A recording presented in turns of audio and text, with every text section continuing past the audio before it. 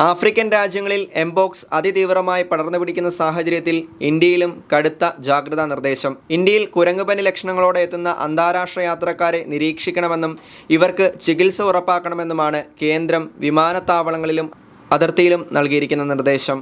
Mpox രോഗികളെ quarantine ചെയ്യുന്നതിനും ചികിത്സിക്കുന്നതിനും ഡൽഹിയിലെ 3 സർക്കാർ ആശുപത്രികളിൽ പ്രത്യേക സജ്ജീകരണങ്ങൾ ഒരുക്കിയിട്ടുണ്ട്. ഈ ആശുപത്രികളെ നോഡൽ സെൻ്ററുകളായി നിയോഗിക്കുകയും വിവരങ്ങൾ പൊതുജനങ്ങൾക്ക് നൽകുകയും വേണം. നിലവിൽ രാജ്യത്ത് നിന്ന് ഒരു എംപോക്സ് കേസും റിപ്പോർട്ട് ചെയ്തിട്ടില്ല. രോഗം കൂടുതൽ വൈറൽ സ്വഭാവമുള്ളതും പകരാൻ സാധ്യതയുണ്ട് എന്നുമാണ് റിപ്പോർട്ടുകൾ പറയുന്നത്. അതിനാൽ കടുത്ത ജാഗ്രതാ നിർദ്ദേശമാണ് കേന്ദ്രം സംസ്ഥാനങ്ങൾക്ക് നൽകിയിരിക്കുന്നത്.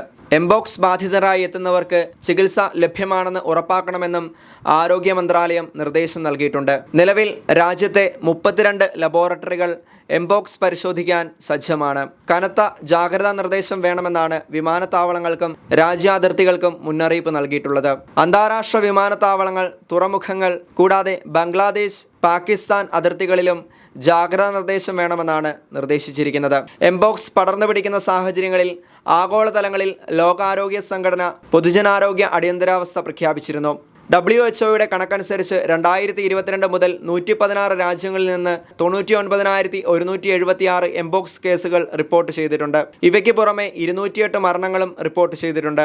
ആഫ്രിക്കയിലെ കോങ്കോയിലാണ് രോഗം ഏറ്റവും ഭീകരമായ അവസ്ഥയിൽ പിടിമുറക്കുന്നത്. ഇവിടെ 2023 ഉണ്ടായതിനേക്കാൾ കൂടുതലാണ് രോഗബാധിതർ എന്നാണ് കണക്ക്. കോങ്കോയുടെ അയൽ രാജ്യമായ കെനിയ, ഉഗാണ്ട, റുവാണ്ട എന്നിവിടങ്ങളിലേക്കും എംപോക്സ് വ്യാപനം അതിതീവ്രമായതോടെയാണ് ലോകാരോഗ്യ സംഘടന ആഗോളതലത്തിൽ ആരോഗ്യ അടിയന്തരാവസ്ഥ പ്രഖ്യാപിച്ചത്.